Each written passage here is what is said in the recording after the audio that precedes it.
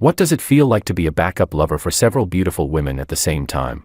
As the saying goes, quantitative change leads to qualitative change. Being someone's backup lover is being a backup lover. But if I become the backup lover of 100 women, aren't they, in a way, also my backup lovers?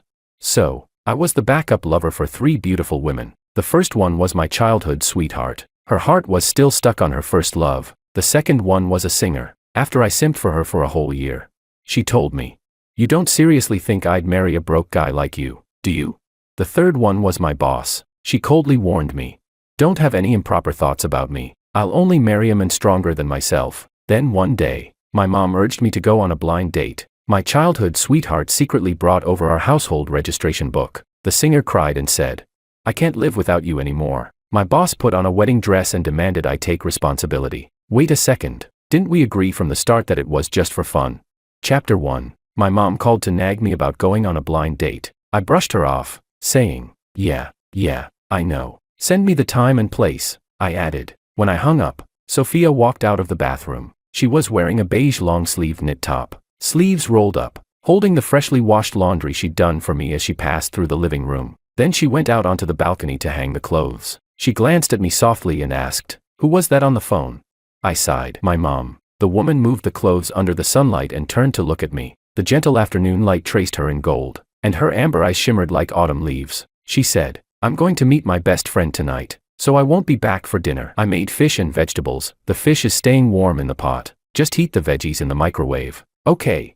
She tucked a strand of hair behind her ear. Her brows curved gently, and she smiled at me with tenderness. Then she added, "And no ordering takeout." I muttered a half-hearted "got it," and watched her grab her bag and head out the door. But I knew. Her first love came back to the country today. Chapter 2. I live with Sophia. She's gentle and considerate. I barely have to lift a finger around the house. But the problem is, she's not my girlfriend. She's still waiting for Makoto. Strictly speaking, I'm just the backup plan, a spare tire. Chapter 3. I wasn't always like this. It's all because of those so-called inspirational romance novels for men that misled me. Those stories that teach guys how to treat a girl right. Where some average guy quietly loves his childhood sweetheart and, after years of devotion, finally wins her heart. I looked at that and thought, isn't that just me and Sophia?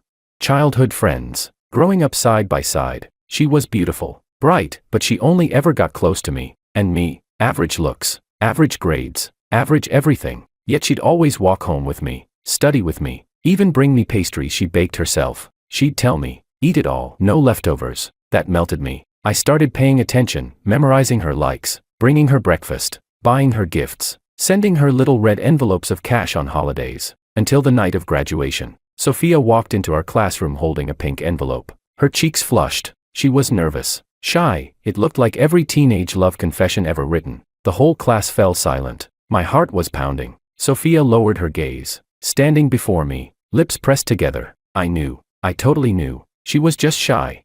I stood up and shouted, "I lo." The next second, she turned to my deskmate and said, "I love you, Makoto." Everyone looked at me. My face turned red as I quickly changed my words. "I lo." I lost my pencil. Sorry. I quickly picked up my pencil, pretended I needed to go to the bathroom, and ran off. I left in complete embarrassment. When I came back, I peeked through the door. On the stage stood the handsome rich kid, the school's golden boy troublemaker, and my childhood sweetheart. The crowd cheered. "Kiss, kiss." The boy leaned down, reverent and restrained, and asked softly, "Can I, Sophia?" She nodded, blushing. I didn't watch any further. Chapter 4. After that, I started avoiding Sophia, but she waited for me right at my door. I turned around, ready to leave. She grabbed my sleeve, looking all innocent. "George, brother," she said softly. Then, with those pitiful eyes, she added, "I've always seen you as my brother." Brother, my ass. What kind of sister does homework so close that your faces almost touch? Shameless pretentious coquette. Unfortunately, I'd always been smooth with people. Actually, just obsessed with saving face. So I forced a grin and said, "Haha, no worries. I've always seen you as my little sister too. Your brother wishes you happiness." Sophia looked at me. She really was beautiful, those wide, innocent doe eyes, pupils the color of light honey. She whispered pitifully, "Then don't be mad at me, okay? Don't ignore me," I said. "Okay," then immediately applied to a university as far away from her as humanly possible. Goodbye forever. Chapter 5. I lost contact with Sophia for 4 years. Only from my side. She replies to my messages in a second. But my replies feel like they take an eternity to arrive. She said she was on vacation and wanted to come here to have fun. My roommate and I immediately packed up and went home. Then, during my first year of work, she messaged again. She'd been transferred to a company here. It was my first year working. I lived alone. I hadn't become the calm, confident office elite I once imagined. Endless work and messy office politics crushed me like a corporate slave. When I opened my door and saw Sophia, I hadn't slept for 2 nights. The apartment was a disaster, stuff scattered everywhere, takeout boxes still piled in the trash. She looked immaculate, makeup perfect, outfit graceful, carrying a bag of fruits and vegetables. Her eyes fell on the dark circles under mine. Then she smiled gently, just like when we were kids. I knew you'd never take proper care of yourself, you big oaf, she scolded. Look at this place, no girlfriend, and your home's already a mess, I said impatiently. What are you doing here? She breezed past me into the apartment like she owned it, went straight into the kitchen to wash vegetables and boil water. I followed her, grumbling. I didn't ask you to come in. She shooed me away. Out. Wait there. Before I could react, she'd already started cleaning, washing the dishes, tidying the mess in my bedroom, straightening the crooked books on my shelf. 4 hours later, I sat in a spotless living room, sunlight warm on my shoulders. The place looked brand new. On the coffee table sat a steaming bowl of noodles she'd made for me. I looked up at her. Sophia was still mopping the floor. An apron tied around her waist traced her graceful figure. Beads of sweat glistened at her temples, catching the light. I squinted at her and asked, "What's your deal?" She tilted her head, gave a little hum, and said, "What, can't I come? Not happy to see me?" I sighed, rubbing my forehead. "I'm afraid your boyfriend's gonna show up and beat me to a pulp. Don't get me into trouble, okay?" She paused, her gaze dimming, voice softening. "Makoto and I broke up a long time ago. He went abroad for college." I lowered my head and quietly kept eating my noodles. Chapter 6. Back then, I was already being a backup plan for Freya. But you know what they say, quantitative change leads to qualitative change. Being a backup for one woman makes you a simp. Being a backup for 2, well, aren't they my backups, too?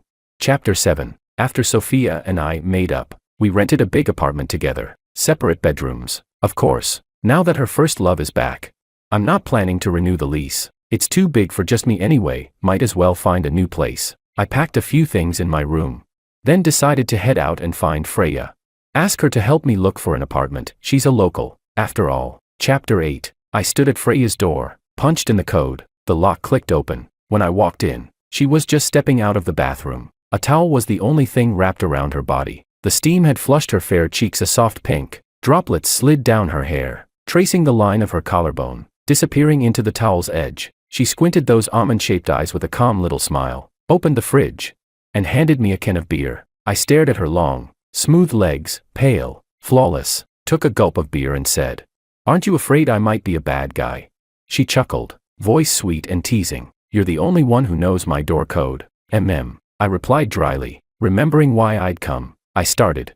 "I came too," but she cut me off. "Perfect timing," she said. The next second, she slipped into my arms, wrapping herself around me. A faint scent of body wash lingered at the tip of my nose. Her body was hot against mine. Even the droplets falling onto my neck felt like fire. Her voice came soft and low. "Just finished showering." She looked up at me, gaze hazy and magnetic, then whispered, her tone sticky and sultry.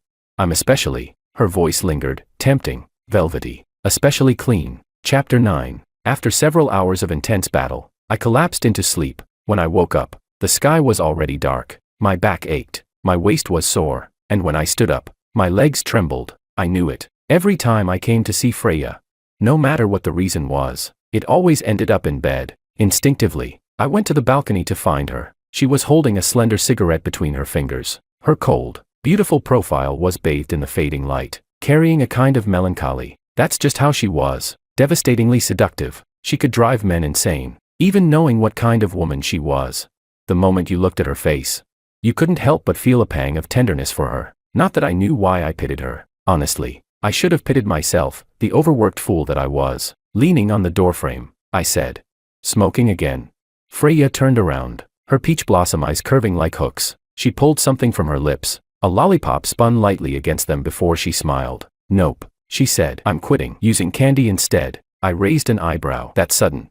I'd known Freya for over 6 years. She'd always been carefree, tattoos, cigarettes, drinking, clubs. But now, The tattoos were gone. She'd quit smoking, and she didn't go out at night anymore. She nodded. Yeah. Resting her chin in one hand, she looked at me and said softly, I want to settle down, say goodbye to who I used to be. I could sense something beneath the surface, a hint of looking for a nice guy to take responsibility. So I wisely kept my mouth shut. She tiptoed up, kissed me, and turned back into the apartment. There were still faint red marks on her neck. Mine, she said.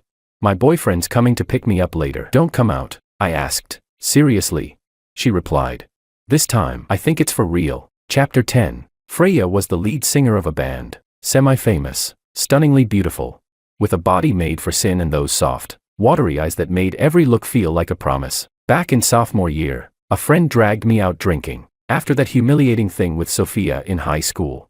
I'd avoided love completely in college. Then I met Freya, like stepping out of the tutorial zone straight into a boss-level succubus. Guys like me had never seen someone like her. When she flirted, it was deadly precise. I was hooked before I even knew it. Within a month, she had me dancing in her palm like a simp. I'd show up every night to pick her up, work part-time on weekends, save every penny I could, just to buy her gifts and luxury bags. I started thinking of myself as her almost boyfriend, feeling smug about it, never noticing the way everyone else looked at me, until the night I confessed. She'd gone drinking at a nightclub. Her best friend called me from her phone, laughing in a teasing tone. Brother-in-law, she said, Freya's drunk and keeps calling your name. I agreed immediately, stammering that I'd be right there. When I arrived, Freya threw herself into my arms, her face nuzzled into my neck, her soft hair brushing against my skin, her sweet scent making my heart race. She murmured my name over and over, voice low, tender, and intoxicating. I was utterly lost,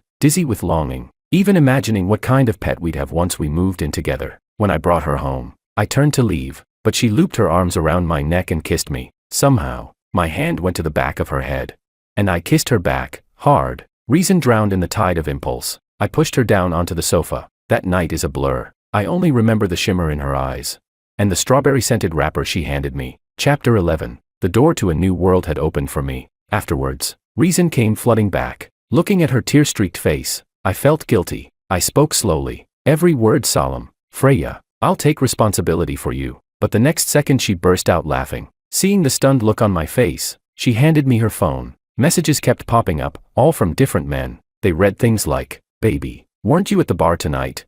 Can we meet up? Name your price. Freya, please reply to me. I really like you. I snapped out of it and started scrolling. The red notification dots on WeChat kept appearing. There were also transfer notifications. My hands trembled a little. Freya lay there under a thin, half-covering blanket, the afterglow of the night still on her. She smiled like a flower trembling in the breeze and said, Just tap one of my moments. I opened the chat history. There were several messages she hadn't answered. From her profile I entered her moments page. The photos showed plenty of luxury cars and mansions, wealthy trust fund heirs. She took the phone back from my hand and said frankly, You can see it for yourself, lots of people chase me. I don't need you to be responsible for me. She added, Besides, you can't afford me. She laughed and said, That night I was betting with my girlfriends. How to put it, you really are physically impressive. I didn't know whether to cry or laugh. Should I thank her?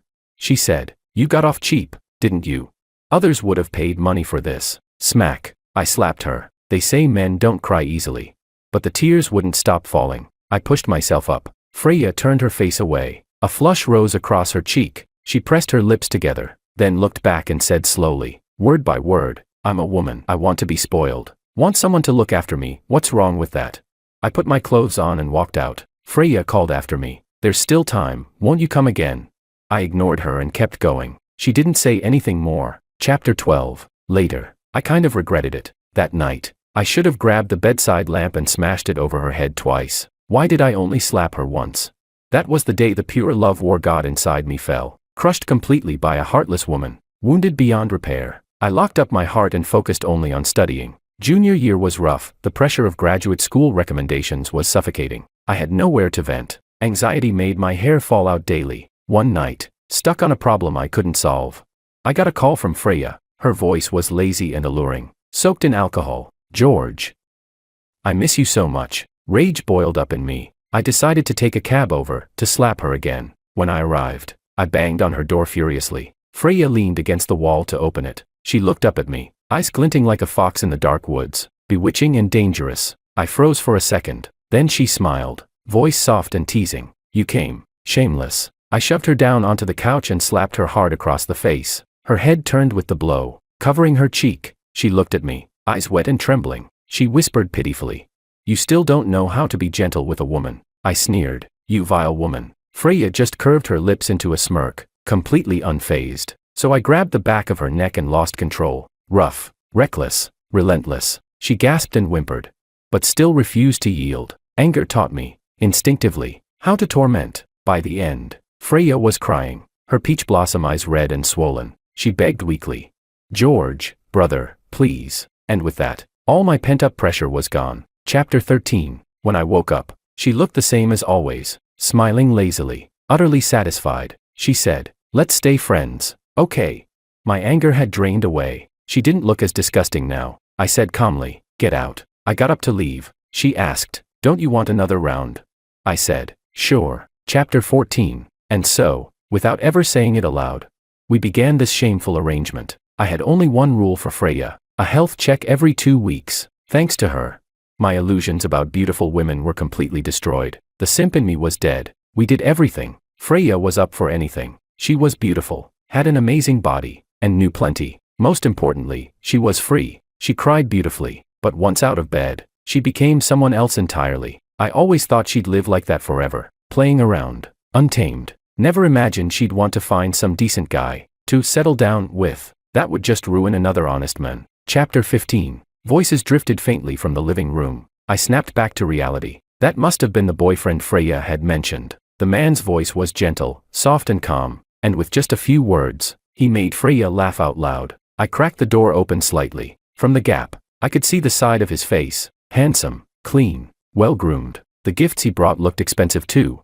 No wonder, I thought. I lay in bed scrolling on my phone for an hour. When they finally left, they lingered at the doorway, flirting for more than 20 minutes before he went out the door. Once the door shut, I came out of my room. Freya still had a smile on her face, a softness I'd never seen in her before. At that moment, I couldn't even bring myself to ask about the apartment. Maybe it was better this way. Time to cut ties completely. I said, "Let's not see each other again." Freya froze. The smile faded. She looked at me for a few seconds. Then that usual teasing smirk returned. She gave a little hum and said, "That trick doesn't work on me." She thought I was jealous, playing hard to get. Too bad. I'd long stopped reading those romance novels. I didn't believe in love anymore. Calmly, I said, "I'm serious." She stared at me for a while, then brushed past to pour herself some water. Taking a sip, she said casually, "It's not like ours was anything worth keeping anyway." I nodded. "Then I'll go." She didn't reply. I put on my coat and walked out. Just as the door closed behind me, I heard a faint crash, like glass breaking. It was late when I got home. I reheated the food Sophia had left and ate it. Played a few rounds of games. It was deep into the night. She still hadn't come back. I hesitated, thought about asking where she was, then changed my mind. She and Makoto had gotten back together. They were probably in the middle of rekindling old flames. No need for me to intrude. Sophia had stayed faithful to Makoto all these years. Even after we started living together, a man and a woman under one roof, there had been a few close calls, but each time, at the very last moment, she'd pull away. More than once, I'd been standing at attention, and she'd just push me off gently, saying, "You can take care of it yourself." You could call her a pretentious coquette, but at least she had boundaries. Call her heartless, maybe, but she could still cook. I took a walk around the apartment, roughly planning how I'd move out. Then I started packing. At first, I fumbled with the boxes, but soon enough I got into a rhythm. I sealed one up, yawned, and went to take a shower. Folding clothes and organizing, those were things Sophia had taught me. She loved doing chores. When I told her I should help out, she'd smile and shake her head. "You're all thumbs. Leave it to me." I just smiled back and said, "I want to learn." And that's how she taught me. What can I say? It felt nice to be cared for.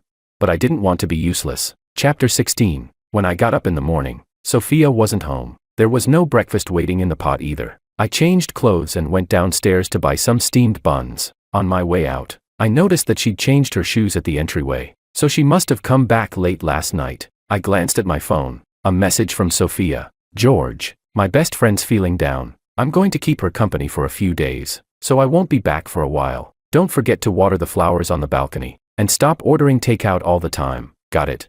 I replied, "Okay." Scrolling through WeChat moments as I walked, I saw Makoto's latest post from last night. Men think a succubus is a beauty in black stockings. But in truth, the real enchantress is the one who asks, "Do you have a Coke?" The one who understands your exhaustion, your struggles. Who encourages you when you're down. And celebrates you when you succeed. A warm harbor, calm and steady. Then he'd added a comment below. Nothing serious, just needed a break after some stressful weeks. Didn't expect her to take leave and come home with me. I took a bite of my bun. And gave the post a like. Chapter 17. I go to work as if burdened by all the world's sorrows. Yet I slack off with the joy of a carefree soul. In the break room, the female colleagues were buzzing with gossip. One of them said, "Did you see the handsome guy who went into Willow's office today?" Another chimed in. "I ran into him downstairs, he was driving a Maybach." I walked in. And someone immediately handed me a cup of coffee. "George, I just made this for you." Guess I'd finally made it to the office veteran stage. I took it with a smile and thanked her. Then she leaned in and whispered, "George, did you see the guy who came to see Willow today?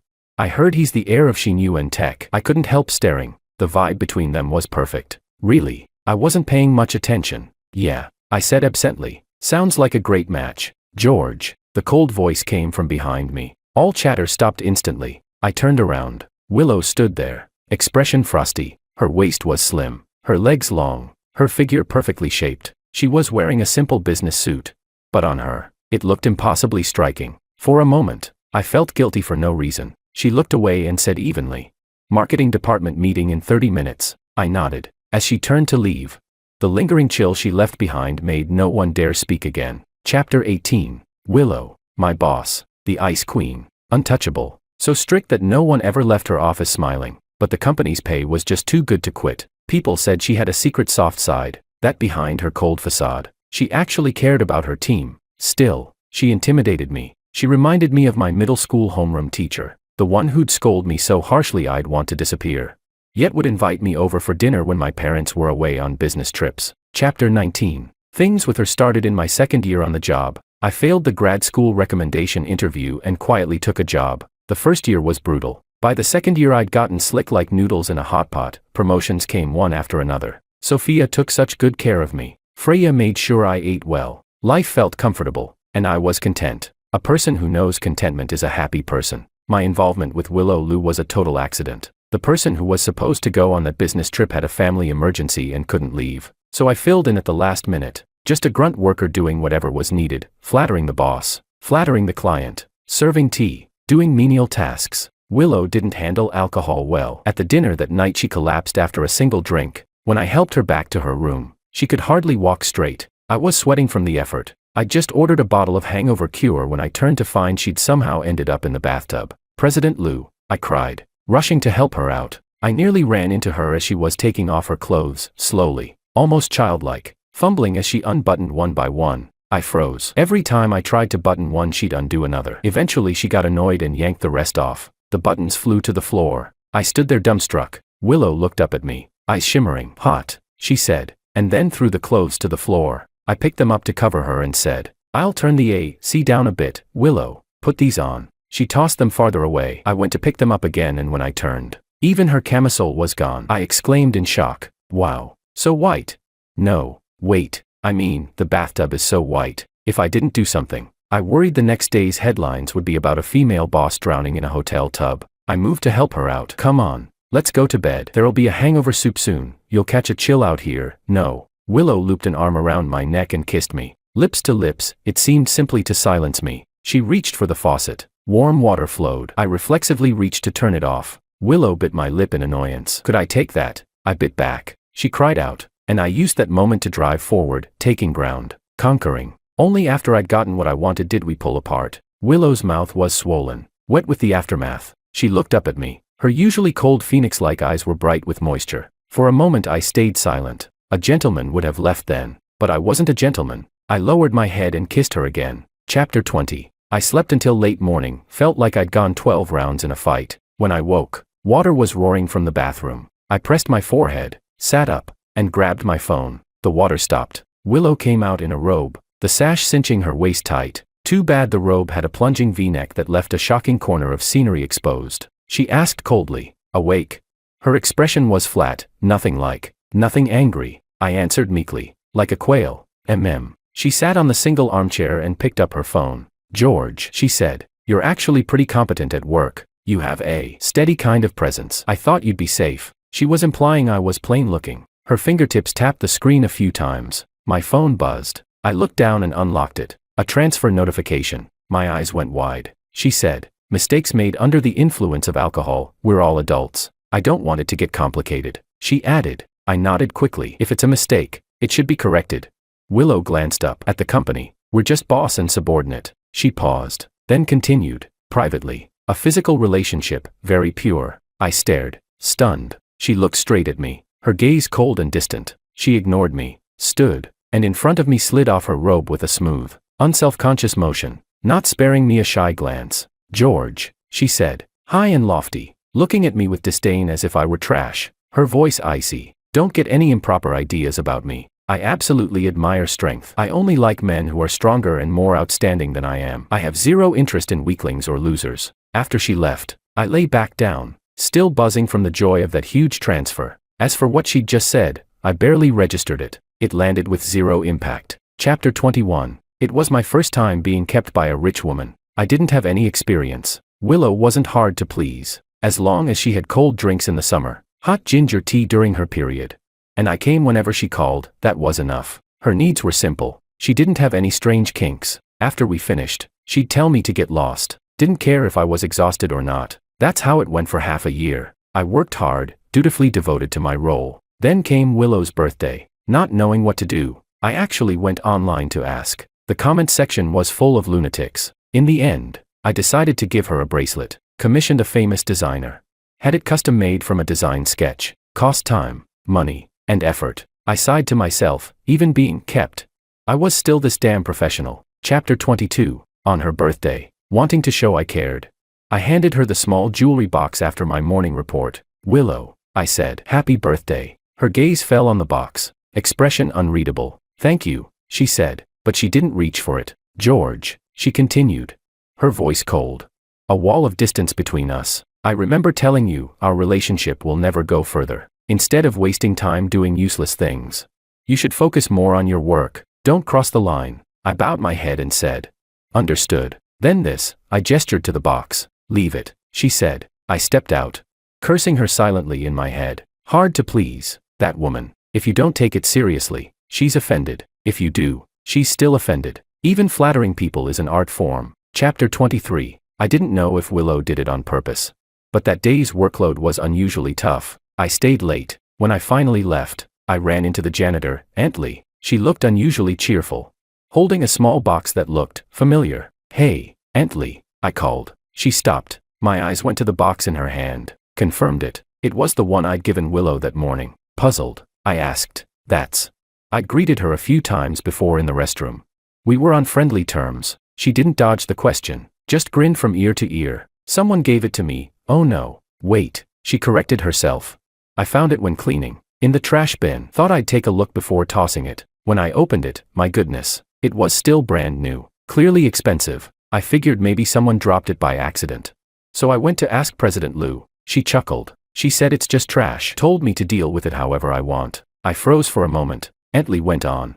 "It's still new, such a waste to throw it out. Look, isn't it beautiful?" She opened the box to show me. The bracelet glittered under the corridor lights. Delicate and perfect against the velvet lining. I said, "Yeah," then smiled. "Looks pricey." She nodded. "Exactly. Rich people." "Huh," I said. "Head home soon." "Aunt Lee, looks like it's going to rain." She smiled. "All right, I'll be off then." I watched her go, light on her feet, as if fortune itself had just fallen into her hands. Then I turned and took the elevator down. Chapter 24. The elevator doors closed, reflecting my stiff, fake smile. Damn it, I was fuming inside. "You could have at least told me you threw it away. I would have picked it up myself." A whole month's salary, just gone. You think money grows on trees?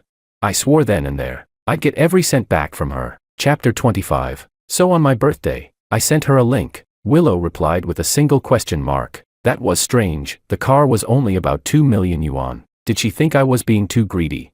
I started typing. Haha. I was actually just asking if you'd like me to rent one for. Before I could finish, a notification pinged. A transfer, worth 10 times the price of the car. Her message followed. Buy a few more. Rotate them when you drive. For a moment, I was stunned. then quickly remembered to thank my rich lady patron before accepting the payment. Chapter 27. Life as a backup plan was turning out better than I'd ever imagined. At work, even when I saw colleagues who tried to trip me up, I could smile and greet them, although being someone's backup is humiliating. This king still has Willow, the golden goose, Freya, the cozy bedmaid, and Sophia, the foot-washing girl. That's enough for me. Chapter 28. Without Sophia or Freya, I felt a slight sense of loss, but nothing unbearable. The only one I couldn't quite let go of was Willow. After all, money was my one true love. Just the thought of losing that stream of income hurt a little. Chapter 29. After a meeting, a colleague came over to chat. I carried my files, answering him while heading out, not realizing Willow was still seated at the head of the table, reviewing documents. Back at my desk, I reached for my pocket, and realized my phone was missing. I went back to the conference room. Willow Lou sat there alone. I paused. President Lou, she responded without looking up. I gave a nervous laugh. Seems I left my phone on the table during the meeting. The tabletop was spotless. I frowned. That's weird. I checked under the chair, nothing. Must have left it in my office after all. I muttered, haha. Guess I'm getting forgetful lately. As I turned to leave, her voice cut through the air. It's here. She tapped the tabletop with a manicured finger. I looked over. Willow's expression was cool as ice. I walked over, picked up the phone, and said, thanks. I'll get back to. She interrupted sharply. Do you think I'm some gullible little girl? This trick is pathetic. I blinked. What? I glanced down at the screen. 2 messages from my blind date were visible on the lock screen. Then let's meet Saturday at 10 a.m. Forest Cafe. Willow said coldly. I used to think you were pragmatic. That was your only redeeming quality. Now even that's gone. George, there's no possibility between us. She paused. This is the end, I replied. Okay, nodded. She looked momentarily taken aback. A flash of surprised vulnerability. Even cute for a second, I said. Then I'll get back to work. She stayed silent. I turned and left. Clean cut. One stroke to end it all. All 3 of them. Chapter 30. After work, to everyone's surprise, Willow joined the employee elevator. The cramped space was packed, bodies squeezed into corners. She stood at the very front, face blank and unreadable, as if completely unaware of the attention. I stood beside her. The elevator descended floor by floor. Then she suddenly spoke. Take me home today. A soft gasp rippled through the people behind us. I kept my eyes on the floor numbers, pretending not to hear. George. Her tone sharpened. Huh. I turned my head. President Lou, were you talking to me? I didn't drive today. She said coolly. You'll take me home. I nodded. Sure thing, boss. Another round of quiet gasps came from behind. Willow glanced sideways at me. For the first time in days, she almost looked amused. Chapter 31. I walked straight to the car. Willow, still standing outside, bit her lip, waiting for me to open the door for her. When I didn't move, she finally opened it herself and sat in the passenger seat. I buckled my seatbelt, then noticed her staring at me. President Lou, I said, puzzled. What are you looking at? Put on your seatbelt. She gave a small huff. Nothing. Then turned away and fastened it herself. Silence filled the car. Now and then, Willow stole glances at me from the corner of her eye. I kept my eyes on the road, pretending to be deaf. As we neared her place, she finally broke. Why did you agree so easily? Then, realizing how that sounded, she added, I was just curious. I said, weren't you the one who didn't want to continue? Her tone soured. I was just testing you. She trailed off, then grumbled. I thought you'd be like everyone else, at least not so indifferent. I blinked. Wait, how many people are you testing at once? Willow froze. Her cheeks flushed red. What are you talking about? Of course I'm not. I don't have anyone else. It's only you. Then she mumbled. I meant, my girlfriends told me when they break up with their boyfriends. Those guys always try to make it right, beg to stay together. Nope. My pride's worth more than that, I said. That's because they still have feelings. She looked at me. And you? Do you have no feelings for me? I answered. No, never had any. Inside, I thought, I'd locked my heart away long ago. If I had any feelings left, they were only for money. Chapter 32. The car stopped by the side of the road.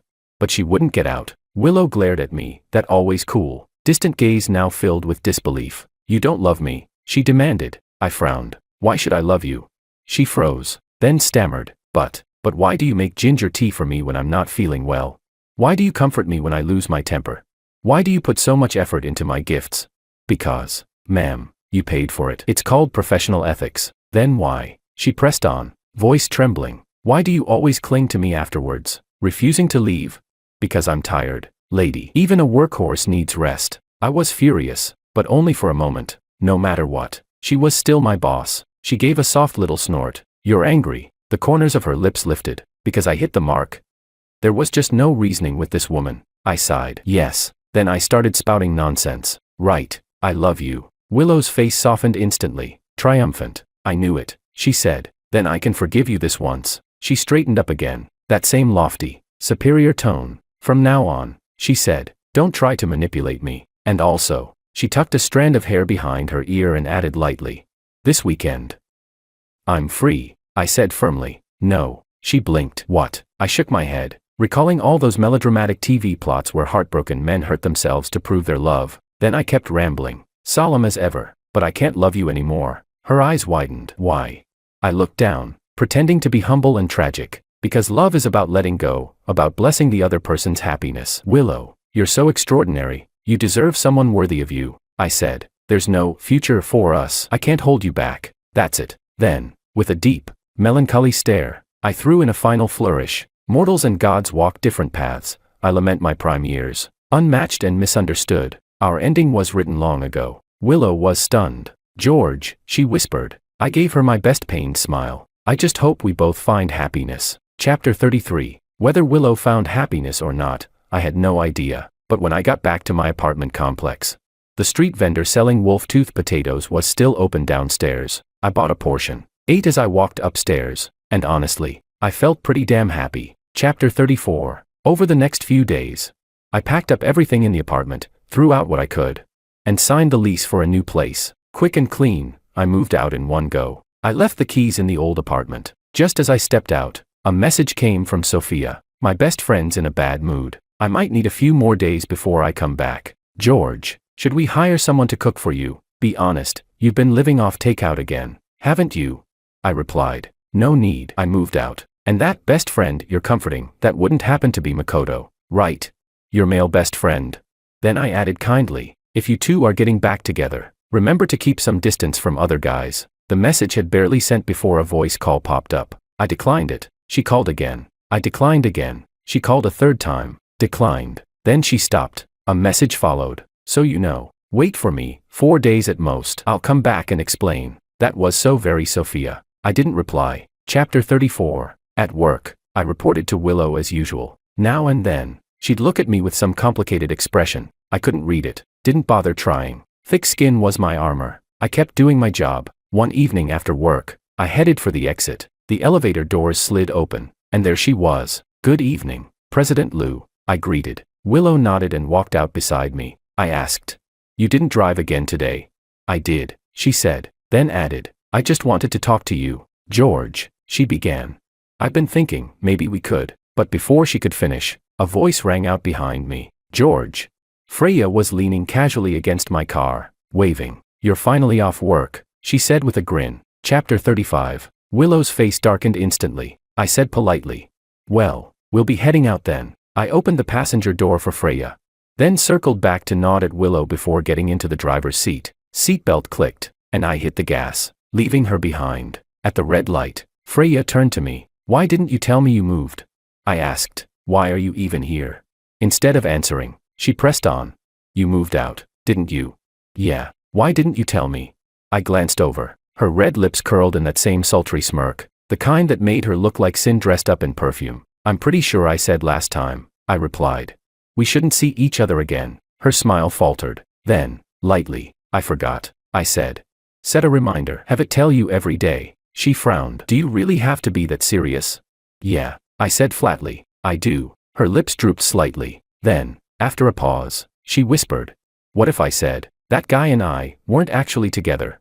I didn't even look at her. Doesn't matter. I'm going on a blind date. Chapter 36. After dropping her off, I didn't even bother saying goodbye. Just hit the gas and drove off. Chapter 37. Saturday morning. I arrived at the cafe. My blind date was already there. Light makeup, delicate features, graceful manners. As expected, my mom wouldn't set me up with anyone strange. The conversation flowed smoothly. She was nice, genuinely so. We talked about real things, not just surface-level fluff. It was going well. Just as we were wrapping up, about to call it a day, a shadow appeared beside our table. Well, what a coincidence. Willow, She gave a small wave. Didn't expect to run into you here. I froze. My date froze too. Willow smiled politely. Mind if I join you? Willow, I said, rubbing my temples. I'm on a date. Her expression didn't even flicker. I heard you two were almost finished, she said calmly. My date frowned slightly. And you are? My boss, I said. Willow nodded, unbothered, and made no move to leave. My date forced a polite smile. Right, of course. Well, I should get going then. She picked up her bag. Mr. Wong, we'll chat on WeChat. I didn't stop her. Willow slid into the empty seat beside me, utterly at ease. I heard the coffee here's good, she said. It's not, I replied. Most people just come to take photos. Oh, she said. Then I must have remembered wrong. I stared at her, speechless. Finally, I stood, putting on my jacket. I'm leaving. But Willow suddenly reached out and caught my sleeve. Her wrist turned slightly, revealing a bracelet I recognized instantly. I stared. It looked just like the one I'd given her before, but there were small differences. Remade version, I asked. She gave a quiet not bothering to deny it. Her voice softened. George, I've been thinking these past few days. I still don't really know what love is, but that day, when I saw you bring that woman home, my chest tightened. It hurt for no reason. Is that love? She looked at me, eyes clouded with confusion, almost pain. Gone was the cold, untouchable boss. In her place was a woman, raw and uncertain, and at that moment, I realized, maybe, just maybe, when it came to love, Willow really was completely clueless. Chapter 38, I said. No, that's not love, that's obsession. She froze. Then, softly, she said. I've been thinking about the things I said to you before. They were cruel. I regret it. It makes me feel awful. Is that love? No, I answered firmly.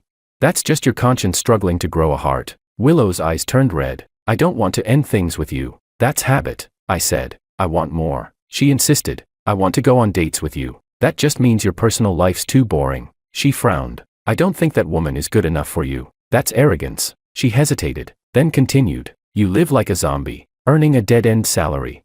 Staying in that tiny apartment. Working or gaming all day. No ambition, no passion, no dreams. Watching you live like that hurts me. How can anyone live so miserably?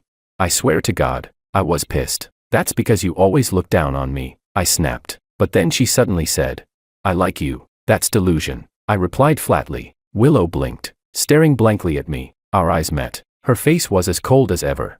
But suddenly, tears began to fall. They wouldn't stop. She cried hard, really hard. I broke out in goosebumps. Hey, don't cry like that with a blank face, I stammered. I didn't even do anything to you. You didn't. She choked out. Her voice, once icy, was now hoarse with tears. I don't know why, but when you argue with me, my chest just hurts. Willow looked straight into my eyes, her gaze trembling. I like you. I stayed silent. I love you. Still silent. George, she whispered. Then suddenly threw herself into my arms, her face buried in my neck. Her tears soaked through my shirt, sending a shiver down my spine. I love you, she murmured. So this is love. Then her tone shifted, a spark of realization dawning in it. Oh, she breathed. So that means, you don't love me. Chapter 39. Holy shit. This woman's mind runs deep. She must not, under any circumstances, be kept around. Chapter 40. When Willow finally stopped crying, she sat up and looked at me. Her eyes and nose were red, and her skin, already pale, made her look fragile, pitiful even. I want to go to your place, she said. Her voice still trembled from crying. Soft and pleading, almost like she was whining. Please, can I? A chill ran down my spine. It reminded me of my homeroom teacher in middle school. When she caught me reading comics in class, she smiled just like that and said, students will be students, then made me write a 3,000-word self-critique. Ah, that's probably not a good idea, I mumbled. She sniffled. I just want to rest a little. I look so ugly like this. Her face started to crumple again, tears threatening to fall. It was terrifying. Okay, fine, I said quickly. Let's go. Chapter 41. After bringing Willow home, she went to the bathroom, washed her face, and touched up her makeup. Then she came back and threw herself into my arms. I said, this is not good. Do we know each other? Although I live alone and have lived here for many years, as the saying goes, good things do not go out, bad things spread 1,000 miles. So I can only live in a thatched hut, watch the world, step on the mud, and have the world in my heart. Forget it. She doesn't understand the meme. She pouted. You lied to me. I shut my mouth. I'd reached my limit. Standing up, I said, I'm going downstairs to get a package. I'll come with you. She said immediately, "No, no, no." I glanced at her still red eyes. "You rest a bit more." Then I backed out fast and shut the door behind me. Chapter 42. George left. Willow stayed frozen in the same position on the couch. She waited half an hour. He didn't come back. Liar, she thought. Face expressionless. He's doing this on purpose. She stood up and wandered around the living room. Things were a bit messy, she thought. He should really hire some housekeepers. But then again, this apartment was far too small. He needs a mansion, she decided. Something to match the car I gave him. There was a villa near the company, spacious, bright, beautiful, perfect for two. It could be their love nest. She nodded to herself, feeling oddly pleased. And the more she looked around, the more this little apartment annoyed her. A knock came at the door. Forgot his keys, Willow thought. So careless. I'll get a fingerprint lock installed when we move. That'll fix it. As she walked to the door, her reflection flashed in the entryway mirror. She paused. Her figure looked good. She remembered the way George's eyes had lingered on her chest that night. He does like me, she thought. And suddenly felt lighter. With deliberate precision, she tugged her neckline lower, just enough. Then, in a soft, lilting tone, she called out, "Forgot your keys." She opened the door. Chapter 43. What should have taken 3 days. Sophia managed to compress into a day and a half. She caught the earliest train back. The more she thought about George, the more uneasy she felt. Aside from their 4 years of college, they'd never been apart this long. If it was because of Makoto, she could explain that. She was young then, mistook well-read for deep, and ignored what truly mattered: values, temperament, empathy. She and Makoto were never really compatible, but now George was avoiding her, choosing a faraway university, keeping his distance. It left her hollow inside. Still, it was her decision, so she'd chosen to live with it. Even if it meant tears, even when Makoto moved overseas. She never once thought of breaking up. She waited quietly for him to return. Until that day, Makoto came back to visit, and when they parted, he said, "I'm not coming to see you again." Sophia froze. "Why?" she asked softly. "Did I do something wrong?"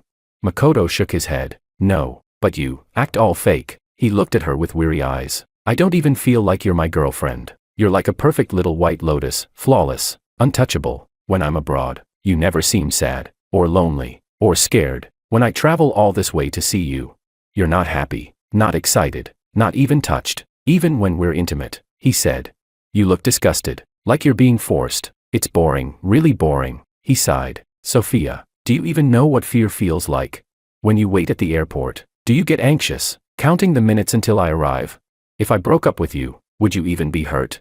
You wouldn't." He shook his head again. "So," he said quietly, "let's end it here." Chapter 44. Makoto was right. She hadn't felt any pain. Even as she watched him leave, she was strangely calm. Do you have to break down, scream, cling, to call it love?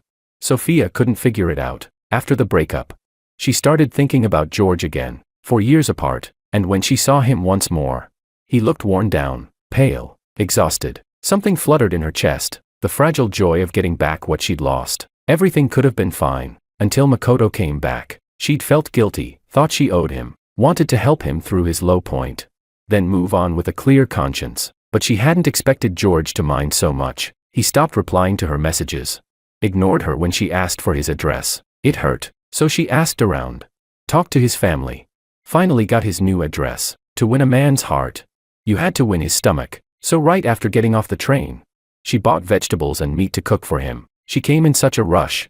She'd forgotten to put on makeup. Standing at his door, she hesitated. Would George dislike her bare face? Would he think she wasn't good enough anymore? Then footsteps approached from inside, unfamiliar ones, followed by a soft, lilting voice. "Forgot your keys."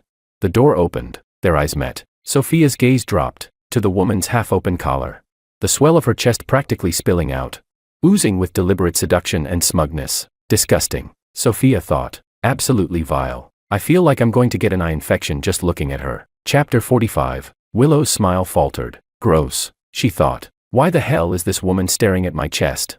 Chapter 46. I walked around the apartment complex 3 times, before finally going to pick up my package and heading upstairs. When I stopped at my door, fishing for my keys, someone suddenly came up behind me. I turned, and she looped her arms around my neck. Her breath brushed against my skin.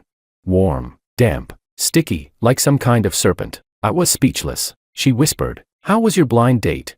"It's over," I said flatly. She smiled, that sultry, practiced smile, and said, "Perfect. We can pick up where we left off." Her eyes flicked around the hallway.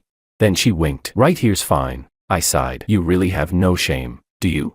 Her breath hitched for a moment. Then, pretending to look hurt, she said softly, "I never claimed to be a virtuous woman anyway." "So," she murmured, "why don't we just keep going? I missed you." Her voice rolled across her tongue, soft, sticky, intoxicating. "Every inch of my body misses you, George." She leaned in closer, her voice trembling. "Only you can satisfy me." Her tone was a mix of obsession, seduction, and something that sounded almost like a plea. "You made me like this," she whispered. I straightened my back and said righteously, "No. It wasn't because I was noble, but because Willow was still inside my apartment. If those two ran into each other, I'd be dead." She tilted her head. "Why not?" Her voice turned sweet again, too sweet. "You found a new friend already." "That's none of your business," I said. She ignored me completely. Cooing. "That fast? Is she prettier than me?" Damn it. The irritation that I hadn't felt in a long time crept back in. Just as I was about to explode, the door suddenly opened, and there they stood, Willow and Sophia, one on the left, one on the right, both staring at me with thunderous faces. Chapter 47. Ah. Freya leaned lazily against my shoulder, a mocking smile curling on her lips. "She's not prettier than me anyway." Chapter 48. The atmosphere in the living room was tense. Willow stood by the window, staring out, her expression screaming keep away. Sophia sat primly on the single armchair, forcing a gentle, polite smile. She said, "I'm George's sister." Willow replied evenly, "I'm his boss." Freya, meanwhile, was sprawled on the couch like a cat with no bones. She smiled slyly. "I'm George's." She paused, winked, and said, "Friend." I was in the kitchen, washing a glass, pretending none of this was happening. Sophia came over with some fruit to wash, standing beside me. The sound of running water filled the silence. She tilted her head toward me, worry clouding her voice. "Brother, that female boss of yours, can't you tell?" I blinked. "Tell what?" She frowned, thinking for a moment, then whispered, "You're such a straight man. Can't you see she's a pretentious coquette?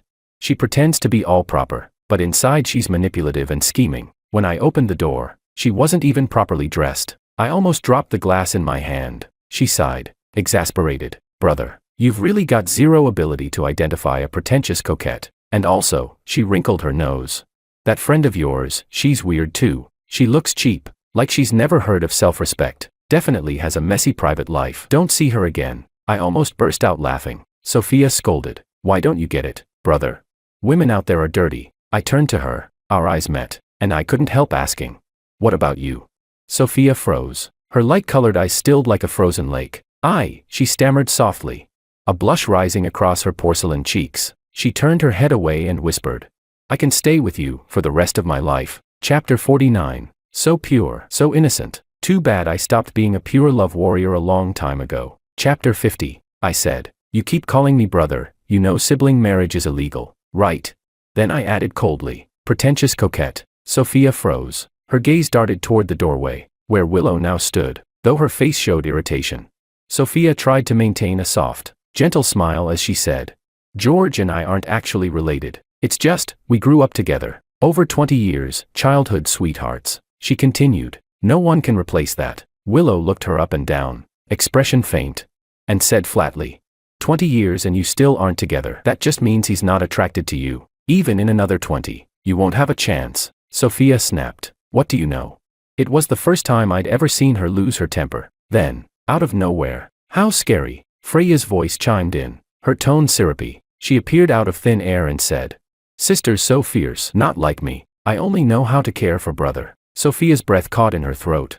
Furious and flustered, Willow rolled her eyes. "So much drama," she muttered. The whole place had descended into chaos. Might as well drink it while it's hot. Chapter 51. The three of them sat in the living room, each occupying their own territory, pointedly ignoring one another. I wanted to kick them all out. It was my weekend. I should have been resting, gaming, not dealing with this circus. Freya glanced at me, smiling faintly. "You look like you really need a break." She stood up, stretching lazily. "Then I'll go first. If you miss me, text me." She left so fast it even startled me. I thought she'd be the last one to leave. Sophia looked at me next. Her face was pale, lips pressed into a thin line, brows slightly furrowed, but still, she said softly, "Then I'll go too." I left the vegetables in the fridge. "The fruit's washed, remember to eat it." She stood up, her gaze briefly landing on Willow. Willow didn't look at her. Not until a few moments later, when she said coolly, Sophia's face darkened further. Only then did Willow add lightly,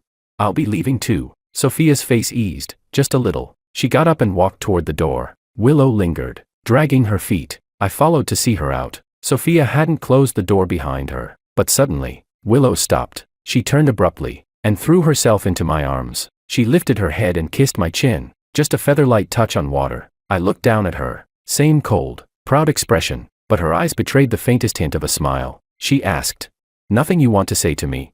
I said, "Sorry, I don't owe you an explanation." That seemed to sting. She frowned slightly and said, "You really have no heart, George." Who the hell switched me to the pure romance channel again? I sighed. "Just go." "Wait," she murmured. Her breath mingled with mine, warm and close. Then she whispered, "Miss me, don't miss them." She stood on her toes, her soft lips brushed mine, and just past Willow's shoulder, I saw Sophia, standing in the doorway. Back again. Chapter 52. It wasn't intentional, I genuinely didn't care. If we only live once. Wasting time on emotional drain is pointless. Happiness, that's all that matters. I just want to do whatever I want. Whenever I want. Chapter 53. Before I could even read her expression, Sophia turned, and walked away again. Chapter 54. Freya stood under the shade of a tree, looking up at George's apartment window. She felt restless. She'd already played the part of the understanding woman. So why were those two still up there? Shameless. Chapter 55. After seeing Willow off, I spent the whole afternoon gaming. Later, I cooked a few simple dishes for dinner. My cooking was getting better and better. I came out of the shower humming, feeling good. Then I picked up my phone, and saw a message from Freya. "Your place is too messy. I booked a housekeeping service for you. They'll be there soon." I stared at the screen, confused, and sent back a single question mark. No reply. Moments later, there was a knock at the door. I opened it, and there she was. A maid stood outside, smiling casually and waving at me. Freya's voice followed, purring. "Special offer, includes washing machine repair service." That sultry tone of hers. Sweet and dangerous. The last note drawn out like a tease. Freya looked straight at me. Her almond eyes curved into a smile. I said, "You don't look professional. Get a replacement." She pouted. "Don't be like that," and started pushing her way in. I sighed and stepped aside. "You really are shameless." Freya slipped inside. She kicked off her shoes and started taking off her coat. "It's so hot," she said. The coat dropped, revealing a lace-made outfit that was pure sin disguised as sweetness. I didn't stop her, just sat on the couch, quietly watching. Freya had that perfect hourglass figure, soft where it mattered, slim where it should be. Every curve was art. She climbed onto my lap, straddling me. I put a hand on her waist. "Stop." Freya froze instantly, obedient as ever. I asked, "What's the rush?" She gave a soft hum. "Your love life's too crowded," I said. "Go take a shower." Her eyes lit up immediately. Chapter 56. The lingering moisture, the faint scent of body wash, the soft fragrance of laundry detergent on the sheets, all tangled together, entwined, interlaced, impossible to tell them apart. Freya had her hair tied up. Her eyes glistened with tears. "George." She suddenly looked up, her eyes startlingly sincere. She murmured, almost incoherently, "That guy." "I can explain. I just wanted to make you," I replied. "It doesn't matter." Her eyes dimmed. She said nothing more, only bowed her head again. Chapter 57. All the scents were drowned beneath one dominant smell. I let out a long breath, came back to my senses, grabbed Freya's hair, forcing her to lift her face. She looked up obediently, like a well-trained doll. Her eyes still misted over. I narrowed my gaze at her. She met my eyes without resistance. Then she let out a low breath, soft, tangled, intoxicating. I said, "Have some shame. Good girls don't make that kind of sound." Freya looked at me and smiled, eyes curved, a flush spreading at the corners. She said, "Look at me now. Do I still look like a good girl?" She whispered, "As long as I can stay by your side. I don't care how shameless I am." I fell silent. She murmured, "George, say something, please." I thought for a moment and began quoting a cliché. "You're special. You're not like other girls. You." She looked at me, smiling, eyes shining brightly. I closed my mouth. She asked, "And then?" Face full of anticipation. I said, "I forgot." I let go of her. "Too long. Can't memorize it." Freya stayed there, head still tilted up, dazed. Tears gleamed brighter in her eyes. She said, "So many people have sent me those words, but when you say them, it feels real." I was speechless. I asked, "Why are you saying all this? You like me?" She shook her head. No, it's not love. It's addiction, she said softly. I can't live without you. Her voice trembled. My skin, flesh, organs, bones, hair, everything. If I leave you, it starts rotting here. She pointed pitifully to her heart. I sighed. Damn. I asked, what do you actually want? Freya raised her face to me, her fingers almost brushing my skin. Stopping just a centimeter away. George, she whispered my name. Like a mermaid praying for magic, she said. I want to be your little dog. You won't like me. You won't love me. And the hurt I caused you can never be undone. She smiled, a pale, sickly kind of beauty spreading over her face. And in her eyes, something dark, sticky, and desperate rippled. I just want to stay by your side. What else can I do? So I can only be your. I looked down at her. Freya met my gaze, eyes glassy, about to overflow, possessive and sorrowful. She said, as long as you'll play with her sometimes, that's enough. I sighed. But leashes are such a hassle, she said softly. That's okay. Her fingers touched her lips, trembling slightly. The ones who need leashes are the ones who aren't obedient. She lowered her hand, leaned in, kissed me, and whispered, word by word, I'll bite the leash myself, and follow right behind you, every step of the way. Chapter 58. The next day, when I woke up, Freya was already gone. A note sat by the bed. Band rehearsal. I tossed the note into the trash. Getting used to cleaning up after myself does keep the place tidy. Didn't feel like making breakfast. After brushing my teeth and washing my face, I got ready to head out for food. As soon as I opened the door, I ran straight into someone. Sophia stood there, holding a thermos lunchbox. Slim, quiet, standing still. Our eyes met. She didn't smile. Her expression was cool and distant. Suddenly, my phone buzzed. I looked down. A message from Freya. Awake yet? I ran into your little sister downstairs when I left. I even said hi to her. I was speechless. Little sister? Wow. Someone really knows how to flatter herself. I locked the screen and said, come in. Chapter 59. Sophia followed me inside. Silent. She set the thermos on the dining table and opened it. After washing her hands and testing the temperature, she said softly, it's still hot. Eat. I sat down and started eating breakfast. She moved automatically, like a programmed machine, took the laundry basket from the bathroom and began sorting clothes. Some went into the washing machine. Some she washed by hand in the sink. She asked, where's the detergent?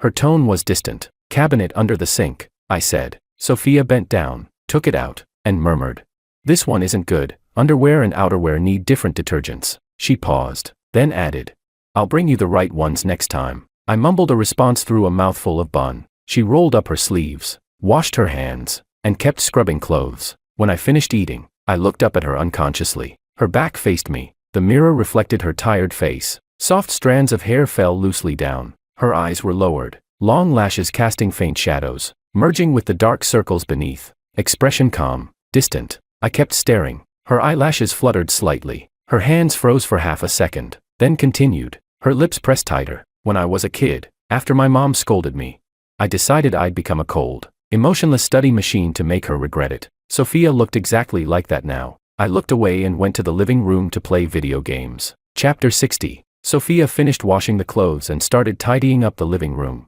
back and forth, over and over, as if circling me just to remind me she was still there. I got wiped out in the game again. Another loss. Put down my phone and stared at her. Sophia walked by twice more. Then, as if she suddenly noticed my gaze, she tried to compose her usual calm expression, but it only looked awkward. She said softly, brother, why don't you move back to where we used to live?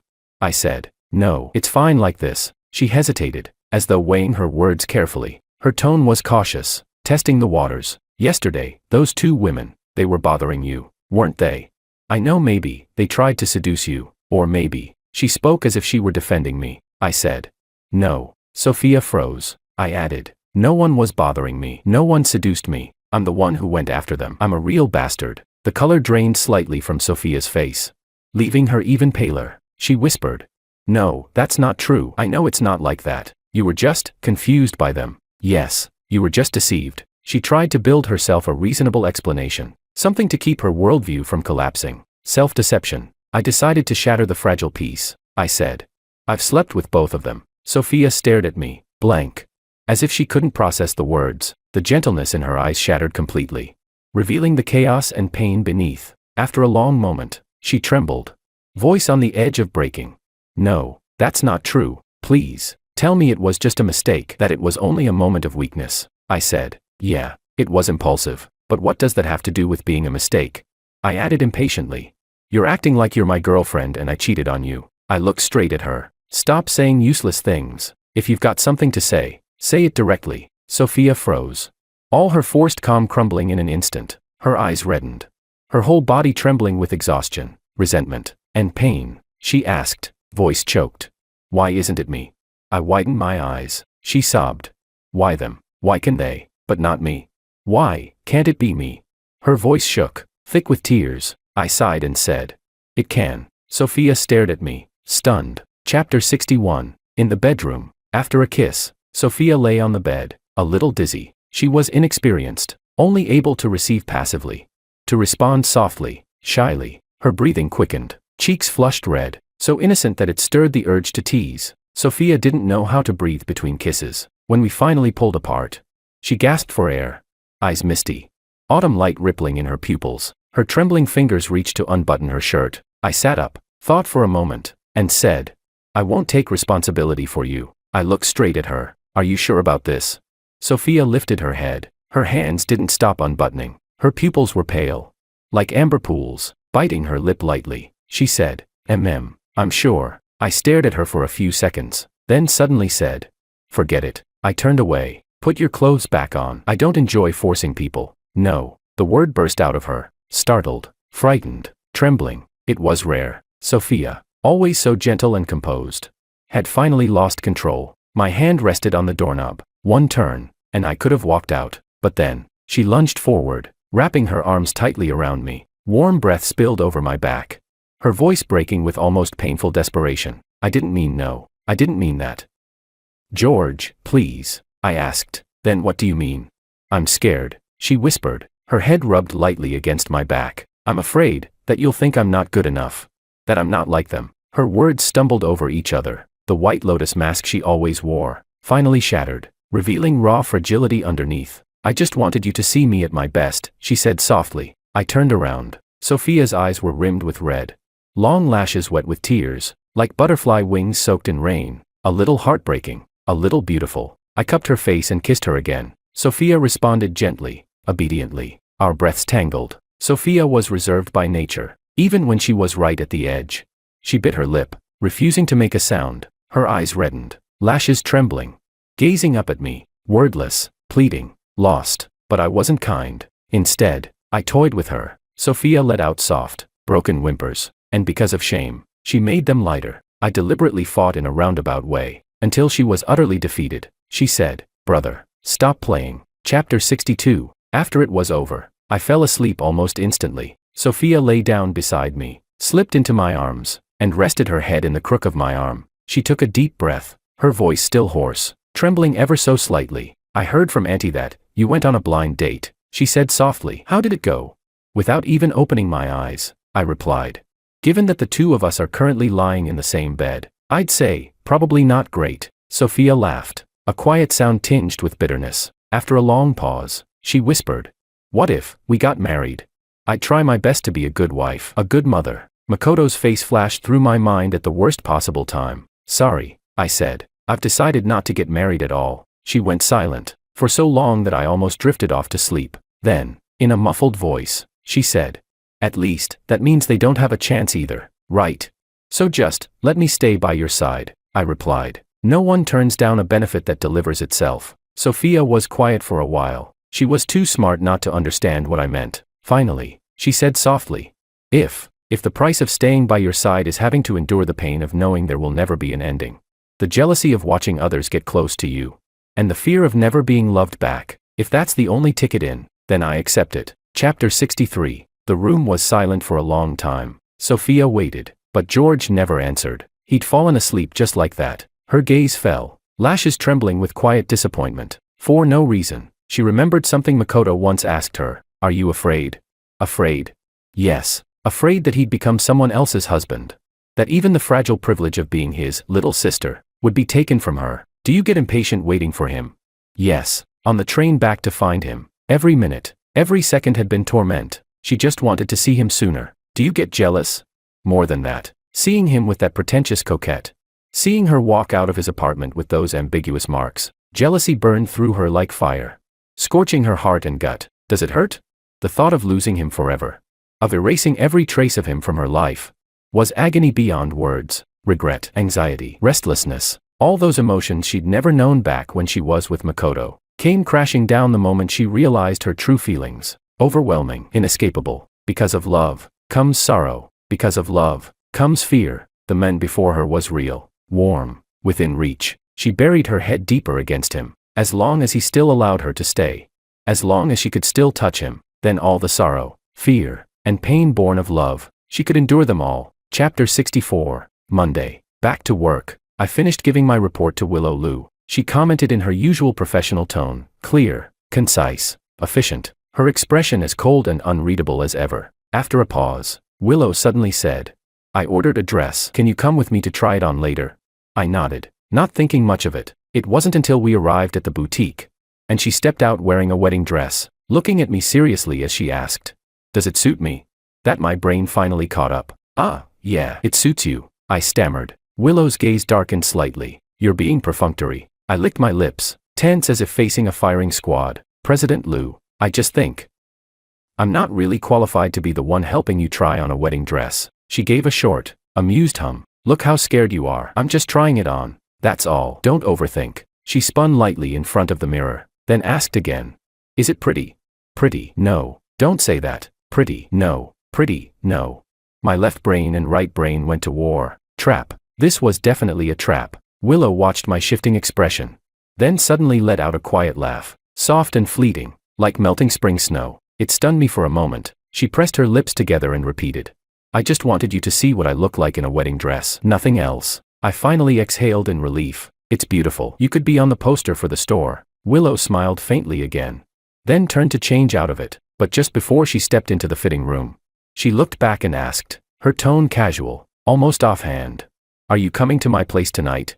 I hesitated. I'd planned to play games with friends that evening. Then, as if she could read my thoughts, she added lightly, "Tonight, I'll be wearing this." I replied instantly, "All right." Chapter 65. As soon as Willow stepped out of the boutique, I hurried over to open the car door for her. The moment she got in, I leaned forward and fastened her seatbelt before she could even reach for it. The drive was quiet. I focused on the road, saying nothing. After a while, Willow broke the silence. "I added your friend and your little sister on WeChat." Shit. A cold sweat broke out down my back. "And then?" I asked cautiously. Willow said nothing. Her profile, outlined by the fading light, looked sharp and distant. I felt irritated. What was this? That same kind of guilt I used to get from my homeroom teacher back in middle school. "Come on, I graduated years ago," I said coolly. "I've already done what I've done. So what? You want to condemn me for being a playboy, or call me a scumbag?" I glanced at the bracelet on her wrist, my tone firm. "Willow, I don't owe you any responsibility." Unexpectedly, she laughed softly. You don't," she said. Then after a pause, she added, "I just wanted to see the real you, all of you." That shut me up for a moment. Damn, that almost hit somewhere deep. I asked, "Are you out of your mind?" She nodded lightly. "A little." Willow actually answered seriously. "Having a lot of people like you just means I have good taste." I snorted. "It's not just liking. I've slept with them too." She nodded again, calm as ever. "Then it also means you've got great stamina." I had no comeback. Her face was still composed, that signature Ice Queen calm.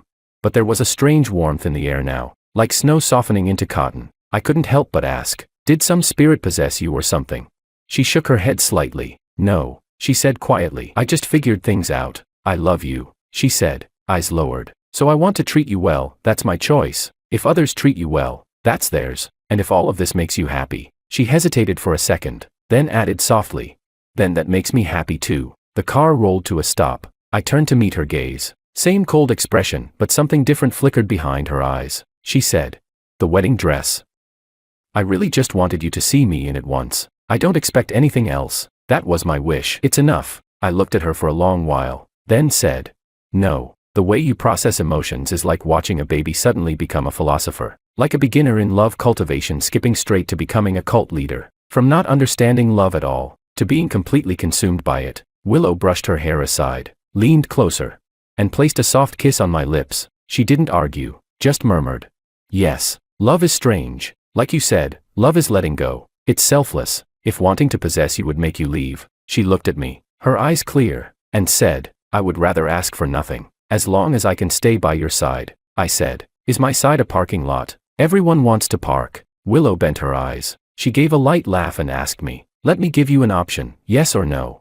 I said, or. Chapter 66, Saturday. For some reason, my apartment was unusually lively. 4 people squeezed into the living room playing cards. Loser gets a sticky note on the face. Simple rules, but the atmosphere was complicated. After a few rounds, Sophia, Willow, and Freya's faces were almost completely covered. I only had one note stuck to mine. Not that I was particularly lucky, they were just too busy targeting each other with passive-aggressive snipes. Sophia smiled sweetly and said, Miss Lou, what a pity. Then she gracefully slapped a note right on Willow's forehead. Willow's expression didn't change. Just luck, she said coolly. Let's see if you're still smiling next round. Freya, lounging beside me, took advantage of the chaos to slip me a card under the table. At the same time, she whispered teasingly, you two are so fierce. Who knew a little game could turn into a cat fight?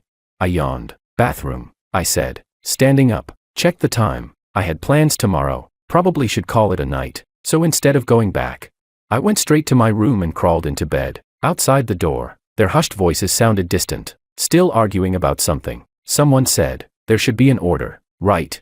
Another voice replied, by the rules. Then another, let's roll dice. The voices faded gradually. I couldn't be bothered to listen anymore. Chapter 67. Sometime later, I drifted into sleep, half dreaming, half awake. I heard someone quietly open the door. The mattress dipped slightly, and a soft, warm body slid into my arms. Gentle breathing brushed against my ear.